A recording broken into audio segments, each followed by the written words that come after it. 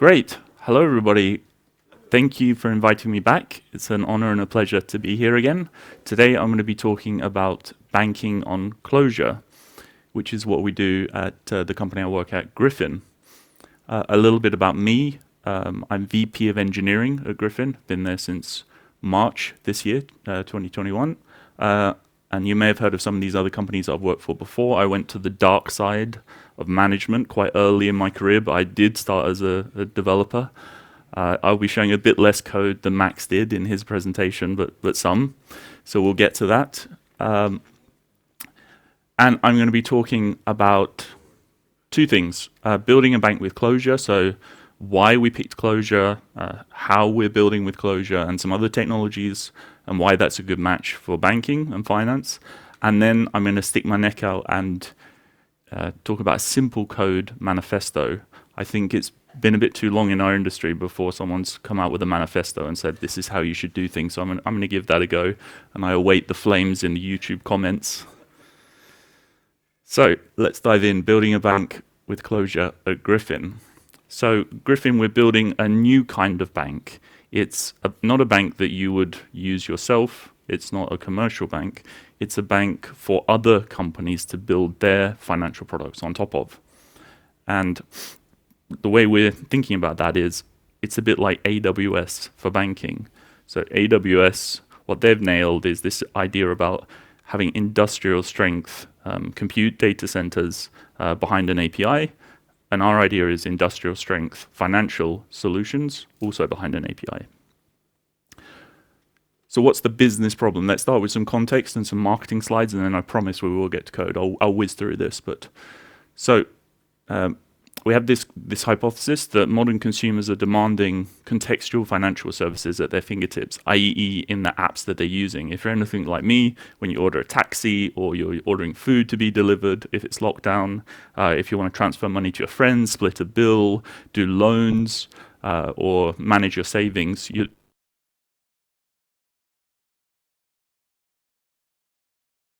the problem is for the companies that build those apps and those experiences.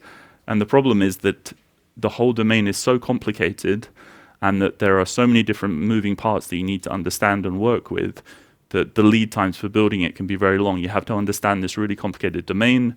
There's a load of regulation in that domain, especially now after what happened in 2008, 2009. So there's also risk involved from a business perspective. And the APIs for all of these various puzzle pieces tend to be quite old. You know, they're legacy, it's an annoying thing, and you're integrating all over the place. So our idea is to make that much simpler and faster, to get rid of that time to market problem that they have, that complexity problem, which sort of leaks out into the products that they give to their customers. So our idea is to solve that time to market problem by offering a single unified platform that's built on top of an actual bank, and then offering that to the types of companies that are building these financial services. And we call that the bank you can build on. And by being a bank underneath, so not just being an API, so not just a technology company, actually having a UK banking license, the value there is being able to offer products that they can't get anywhere else, especially if you're a fintech. There's this issue where if you're a fintech, because you can have a new business model or you have a new market that you're entering, these incumbent banks don't have enough understanding of what's going on there to actually even say, yeah, we're going to give you a bank account. They're blind to the kind of customers that you're attracting and the kind of model that you have. We solve that problem by understanding those nested customers. So this gets a little bit inception, so our customers have customers, so our customers' customers, and those are nested customers, as we call them. So they can be individuals or a business, and then so they're in purple on this diagram. So our customers are in blue, they're our direct customers, and we're in yellow, and we offer all of these different financial solutions via the API and via a UI if they need that too, and we build on top of third-party partners in the wider sort of financial area, things like regulation technology and clearing banks and doing payment schemes and payment rails and doing all of that sort of complexity. So we amalgamate all of that, put it behind a really clean API, expose it to our direct customers, and then we know about the nested customers. And the secret there is because our direct customers on board using our onboarding technology, but so do the nested customers. So in this example with Uber, Uber would be our direct customer, and the drivers for Uber, they would be the nested customer, but they would onboard with the same onboarding technology and with our onboarding and compliance experts, and then we know about those drivers and we know what kind of money laundering and other kinds of risk that they might have. And that's where we can offer better prices, and then the API is cleaner, so faster to get going. So what does the API look like? So here's kind of some code, not really, but so creating a bank account, if we're curling at the terminal, you pass in a little bit of JSON. We do some magic on the back end, and we return some JSON, so it's JSON over HTTP, and then you have a bank account. In this case, it's a deposit client money type of account. And then you're in a restaurant and you want to pay for your meal. So again, you send some JSON with your terminal, you pay £35 here for dinner, and it gets accepted. Kind of cool, right, to be able to pay for your dinner with your laptop. Obviously, in the real world, that's not how it's going to work. This is just an example so you get an idea about what the API looks like. In the real world, our direct customers would build their solutions on top of these endpoints, and as a user, you'd be doing it in the app. Not quite as cool as with the laptop and the terminal, but still. So what about the architecture then for doing that? Here's an enterprise architect kind of box and arrows diagram. So Fluffy Cloud for the direct customer, they make a request to our API. It does all the classic API routing, middleware, authentication, authorization to make sure that the person has the rights to make that request. And then where our architecture is different, and maybe what's the most interesting thing to point out about this is Kafka in the middle. I've drawn it with the database icon. It's not really a database. Kafka is an event log. But in our system, it almost acts as the database. So what I mean there is we've kind of flipped the script when it comes to where the source of truth is. In most systems, the source of truth is your database, your Oracle or whatever, NoSQL or whatever database you're using. But for us, the source of truth is this immutable event log in Kafka. And then we've come up with this new concept we call Procs. I'll explain those later, but basically they're a log processor. So they're a little unit of code that reads an event or a message from Kafka, does some processing, puts more events or messages back on in Kafka in these different topics. And that's the basic architecture at a very high level. And as you can see by the logos, it's all Clojure. So Clojure script on the front end, the API is written in Clojure, all the Kafka modifications Clojure, and the Proc system Clojure with transducers. We'll get to that in a bit. So why Kafka? So it's an immutable timeline. That's a really good match for our domain because it's banking, and banking is built on the concept of immutable ledgers. We'll get to that in a bit in the future. And whenever you can make your system look more like the domain, you reduce this code model gap, and it's much simpler code, much faster. And it's really good for things like audit trails and everything that these regulators are really hot on. It's a perfect match. It's a single source of truth. Like I said, it's like our database. It's the one place that we can go to sort of keep track of and have a consistent view of what's happened in the system. So there's no update in place. There's no overwriting data when it gets out of date or when it's updated. It's a single source of truth that we can then reconstruct. Let's say something goes disastrously wrong. We can actually replay all the events and rebuild the state in the individual log processors so that we get back to a known state. Kafka is really good with horizontal scalability. It has these topics and partitions built in. That's good when you're a bank and you're trying to grow and you want to have millions of customers and transaction volumes that are really high. So it's going to grow with us. You can just add scalability, and it helps with decoupling. I'll talk more about this later about how the architecture works, but it helps with decoupling because it enables the different bits of the system to talk via the event log rather than talking directly to each other and becoming entangled. Okay, so let's quickly do an example where we're making a deposit in the bank. So the customer makes a request to the API, make deposit. It gets put on a Kafka topic called API requests. It gets picked up by one of these log processors that's listening on that topic. And it's like, oh, I know how to deal with that, and I'm going to orchestrate what happens in the system.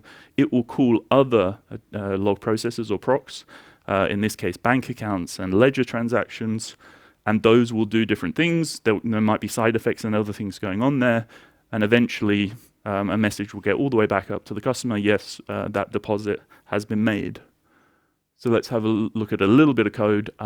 So procs are declarative, I guess you could say, in terms of it's a data structure and a macro that we've written that sort of takes that data structure, processes it, and turns it into that proc representation. And the key thing to spot here is that it has an ID, it has a Kafka topic that it's listening to and putting messages back to, in this case HTTP requests, and then there's a map from message received to messages sent, which is a set. In this case, each one only has a single message that it receives and sends, but it could send many messages to other procs.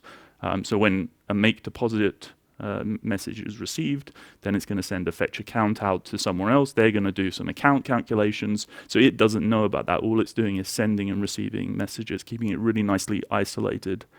And then the actual implementation is done with a transducer. So make deposit X form. I'll show you what that looks like.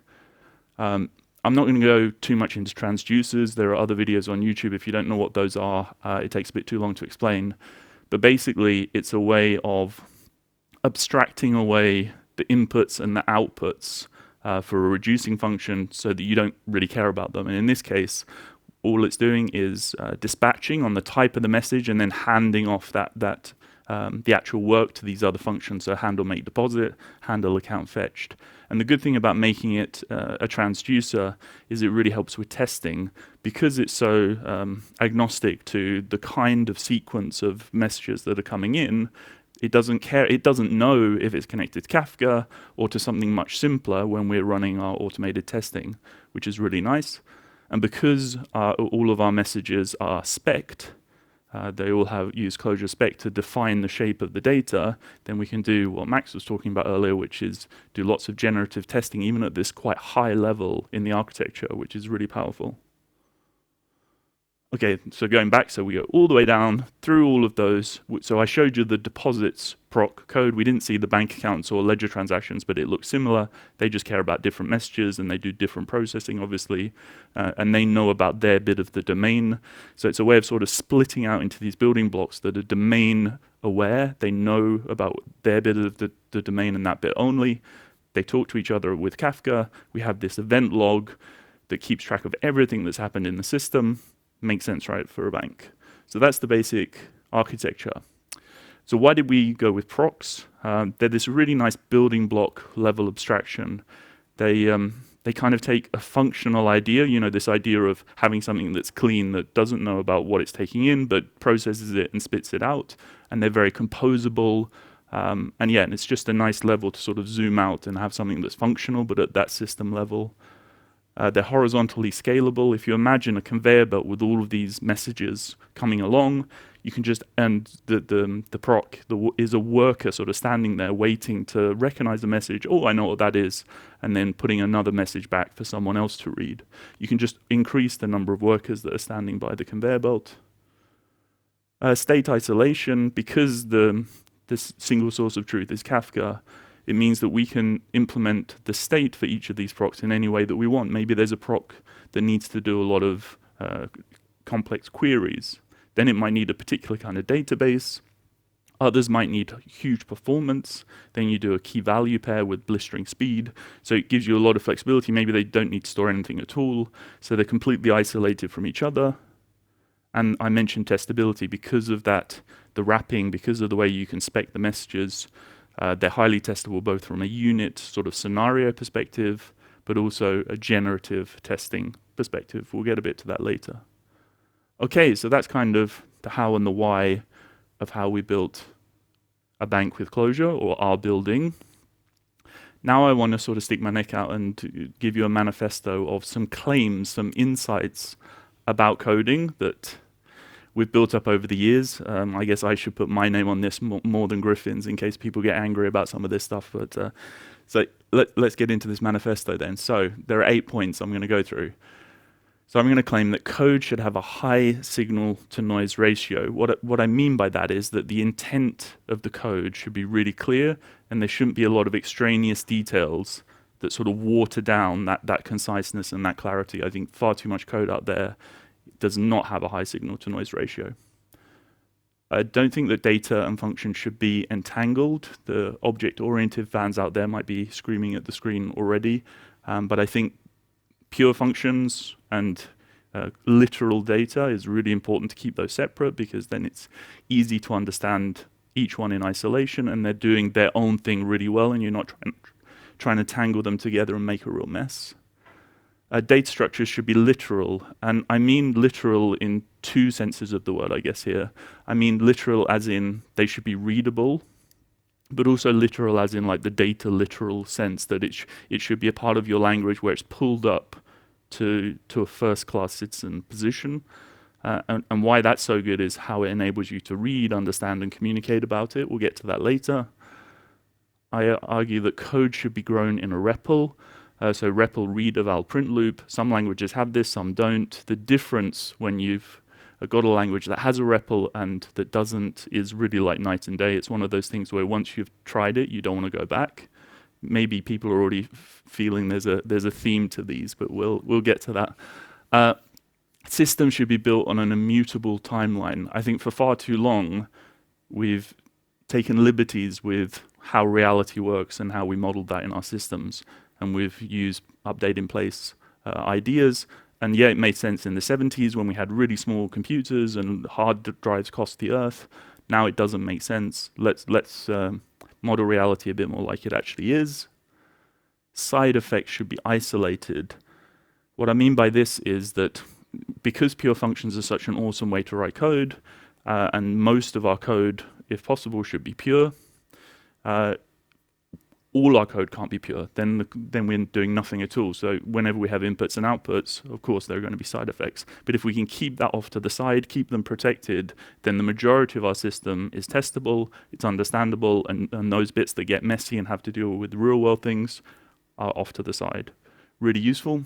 Yeah, this might get the Haskell types a bit upset, but I'm going to claim that maps and schemas are more flexible than types. Notice the word flexible.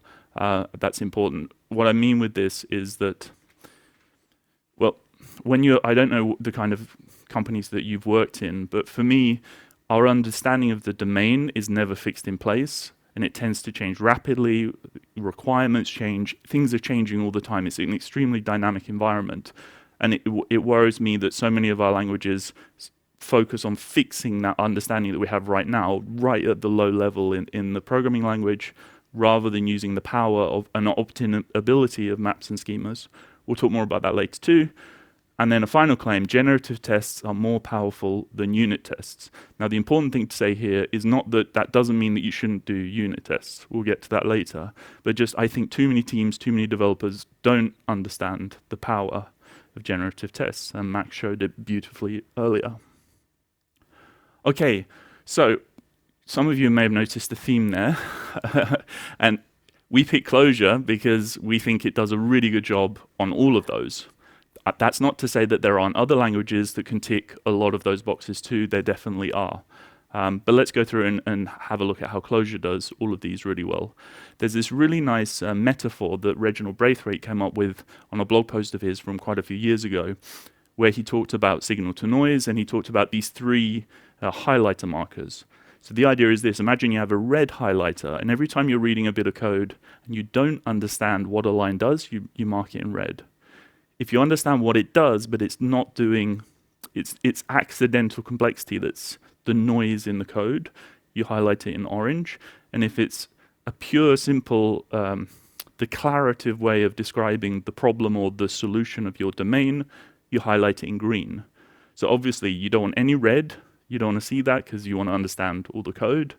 You want as little orange as possible, although it is necessary, more so in some languages than others, and you want as much green as possible. So let's do an example of this. So this is some Java code. It's taken out of the Apache Commons library. It's a function that checks if a string is blank. And I would argue, maybe you could argue slightly differently about how much of this is green and how much is orange. There's no red, that's good, but there's a lot of fluff in here that's not really telling us about the domain problem it's solving. the core idea is basically, are all of these characters white space? But because there's for loops and there's ifs and null checks, and yeah, there's a lot of places that bugs can get in. If we would rewrite that in a more functional Java way, we've gotten rid of a lot of that orange code, and we're left basically with what I would argue is pretty green code. You could argue there's a bit too much boilerplate in Java, and maybe you wouldn't classify all of this as green, but I'm being kind today to Java, so we're giving it green. But here, we take a string, get all the chars, the characters out of it, we check that they all match, that each character is a white space. It's pretty clean. Here's the Clojure version of the same thing. And you'll notice it's even more concise, which is good. Concise helps with signal to noise. And we're checking, is every character white space in the string? It's almost exactly how you would phrase it in English. And this is quite a low-level function. But when your low-level functions can have this kind of clarity and this kind of signal to noise, is a really good sign that when you get up to the more domain orchestration functions that describe your domain, that you're going to be able to keep those with a high signal to noise too. Great. Data and functions shouldn't be entangled. So what I mean with that is basically we should separate data from behavior. And the reason is, I talked a bit about this before, but pure functions are easier to deal with and think about in isolation. Pure data and tangling them together, like in a class, is probably a pretty big mistake. So let's not do that. Rich Hickey has a great quote about this. When you combine two pieces of data, you just get data. When you combine two machines, you get trouble. And we don't want trouble, so again, we won't do that. Data structure should be literal. So we should pull them up. They should be first-class citizens. I think Jason has shown how important this is and how much power that gives you, because it becomes easier to construct, read, understand, communicate, and test. So don't hide your data structures or your data behind constructors, behind getters, behind setters, behind code. Bring it up so you can see the data and communicate about it with yourself and with others. Code should be grown in a REPL. Instant feedback. So I think the faster that your feedback loops are, the better the final result is going to be, because we're constantly testing hypotheses when we're programming. We have an idea, we think we've understood it, we've understood the domain, and we start typing and getting the compiler to see, have we understood it? And the quicker that we can get that feedback loop, the better. When you don't have a REPL, the fastest that I've basically seen is like the test red-green refactor loop. You write a little unit test, you run it against the code you've just written. It's okay, but it's not as instant as a REPL. And it enables, when you have that instant feedback, it enables you to iterate. You start shaping your code in a completely different way. It feels like you're working with it like clay rather than, I don't know, what's the opposite of that? Working with it like typing it at a distance or something. And it lets you play with your code. That's a fun way to work. And when you're having fun, you're going to get into it more, you're going to spend more time, you're going to keep trying and shape a more beautiful and simple and more declarative version of the thing you're working on. And I think there's a lot of value in that. Already talked quite a lot about mutable timelines, so I'm going to try and go pretty fast on this one. But Clojure has a really nice model of time. Rich Hickey talked about it in his talk, Are We There Yet? So if you want to find out more about it, that's a great one to watch. But the basics of it is that you have this immutable timeline where you have states that are immutable values, and the functions read and write to those states, and it gives you this solid foundation to build your systems on. No one can come in, fiddle with things without you knowing about it, and then you're, whoa, what happened there? These are values, they're facts that change over time. Just like in real life, if my hair was blonde yesterday and now it's brown and grey, those are two facts about reality, but you wouldn't update the fact that I was blonde yesterday now with brown and grey. You would want to know that yesterday that was true, today this is true. And a lot of systems are modeled best that way.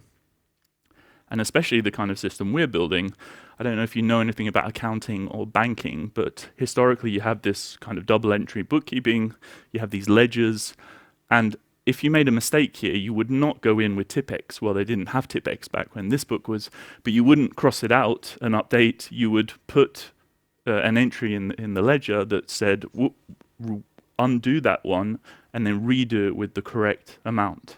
And that way you always know exactly all of the things, the facts that have happened.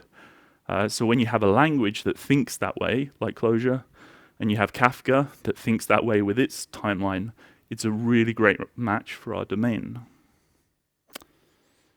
Side effects should be contained. I talked about this before as well. Pure in the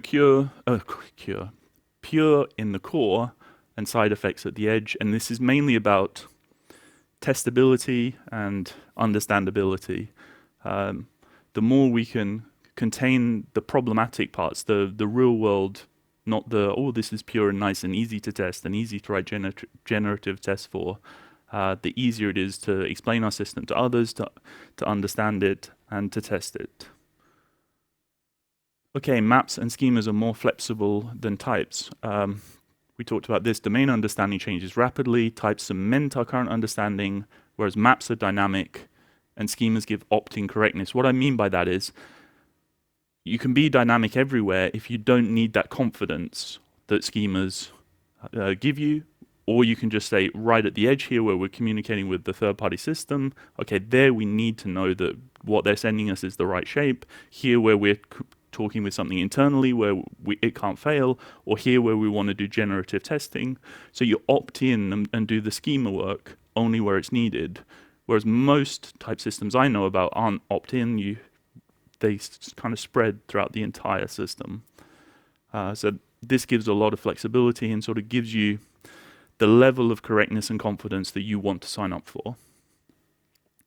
Systems are dynamic and data-driven. It might be a nice idea to use a language that's also dynamic and data-driven. Okay, generative tests are more powerful than unit tests. Max already gave a great talk about this, but for people that are only seeing this one, I'm going to start with an analogy. Maybe you've never heard of generative tests before. If you think of a generative test like a machine that can produce different shapes of pasta, and the pasta is a different shape of data, basically what you're doing, you imagine you have a nozzle and you put the pasta through and it comes out in all these different shapes.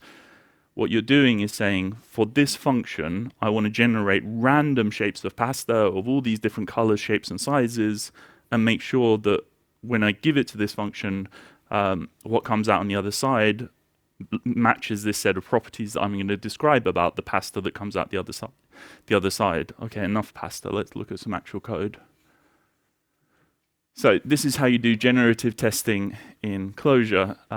So you define a spec. This one's called money arithmetic. It runs 100 tests, and it randomly generates a specific amount of money. So in Griffin, we've defined our own sort of money entity that has it has like a currency, and it has an amount that's a big integer or a big big integer or big decimal, I can't remember. But so it has some representation of money, and we need to double check that arithmetic still works, even though we're not just using a basic int type. So this is the generator, and then we have a property that says for all of those random amounts that we generate, that it should be 0 when we add that amount to the minus of that amount. Oops, let's go back. And we check that for all of these, that holds true. And if any of these would fail, if we'd made a mistake in the implementation of money, it would do that shrinking that Max also showed so beautifully, where it would say it's exactly this version of that fails. And why is this good? Why is this powerful? It's because we don't need to think about all of those corner cases. We can just think about describing programmatically, here's the shape of our data, here's how we expect this function to work, make sure that those two line up, and we let we have these super powerful CPUs, we can let that churn through, create thousands of different test cases, and make sure that that's correct. And when you have to describe the function that way, it also causes you to stop and think a little bit about how does this actually work. Now, I said before, I'm not saying instead of unit tests. I still think there's a huge amount of value in the sort of given when then scenarios that you can write with unit tests that document your code at a slightly different level than this. This is slightly harder to understand, and given this input, expect that output. But there are some cases where this is exactly the right way to do it. And let me give you an example where this worked for us at Griffin. This is an amount of money that's 10 quadrillion pounds, I believe that is. So it goes billion, trillion, quadrillion. So that's 10 quadrillion. And we were integrating with some third-party payment platform. They had an ISO specification for the kind of messages that you were sending them. It was XML, I think. And there was a schema that sort of checked that your XML was correctly formatted. And we wrote some generative tests that took these amounts, these payments that we were generating in Eden on the Clojure side, and made sure that they matched the schema. And anyway, after a while, the test failed, and then it shrank the failing counterexample case down to this number, 10 quadrillion, and said it's failing with exactly this. And it turned out to be a number of digits problem. In this ISO 20022, you can't send more than, I think it's 18 digits. Yeah, it's an 18-digit limit, and this, with the pence, is a 19-digit number. So it was the very first case that failed. And I'm not sure, I mean, of course, if you pour through the spec and, of course you could find that scenario yourself, but the generative test found it and the shrinking pointed to exactly the problem. So that's quite a nice example for showing the power of generative testing. Okay. So let's whiz through these 8 one more time. So code should have a high signal to noise ratio. Data and functions shouldn't be entangled. Data structure should be literal. Code should be grown in a REPL. Systems should be built on an immutable timeline. Side effects should be isolated. Maps and schemas are more flexible than types. Generative tests are more powerful than unit tests. So when do I think we should use this? Well, one place I sort of mentally use this is whenever I'm on Hacker News and somebody posts a new programming language. And what I'm thinking in my mind is, okay, let's check it out, see if it's good. Is it going to solve these things better than the tools we currently have? And you'll be amazed at how many times I get stuck on one. It doesn't even get past one, right? And sometimes it's ticking 4 or 5 of these, and I think, wow, that's a really nice language. But I think if we're going to move forward, I think we need to try and make languages that tick way more of these, and we need to build our systems with languages that tick more of these. And it's to do with the evil that is complexity. I called this the simple code manifesto. I think all of these are connected to making our code a more accurate reflection of what we're building, the domain, and to get rid of that accidental complexity that we seem to love as engineers. We love building these huge ORM systems, to map between our relational databases and our code, and it's nothing to do with the problem we're solving. It's not part of the domain. We write functions that are huge and have all of that orange and sometimes red. You remember the highlighters code? We shouldn't be doing that. We should try and condense the code we're writing to just describe what we're doing, because then we're going to be nicer to each other. And we're going to sleep better, and if we have generative tests, our stress levels are going to be lower because our confidence is higher that what we've built is correct, and it's just going to be a better world with rainbows and rabbits. No unicorns? Maybe unicorns too. Maybe they fart the rainbows. So that was it, Simple Code Manifesto. We talked about building the bank with Clojure, talked about how we did that, all of the marketing slides, showed you some code, and that was it. Thank you so much for listening. Very much. Please stay. Stay, yeah. Yeah. There's no questions here in the chat yet. However, how big will your Kafka cluster grow? As I assume you will keep your things forever and ever, so that the auditors can check your audit trail. Yes, that's a very good question, and I guess it would depend on how many customers we get and how big we get. Yeah. Depending on that, it could be orders of magnitude difference in size. I wonder if there's also a way that we could have a sort of live version of it that doesn't go back forever, and then sort of have an off-site or some other disconnected way that we could still recover if we needed to, but that we wouldn't have all the time.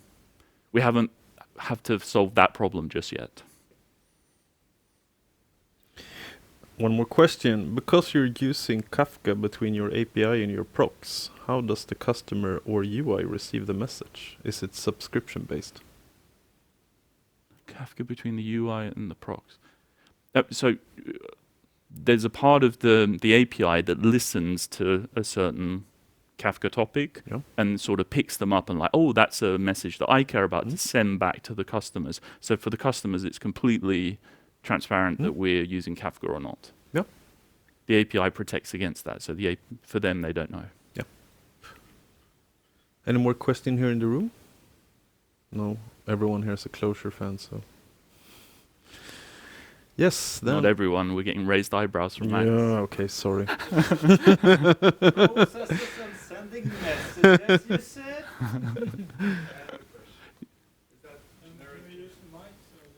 Yeah.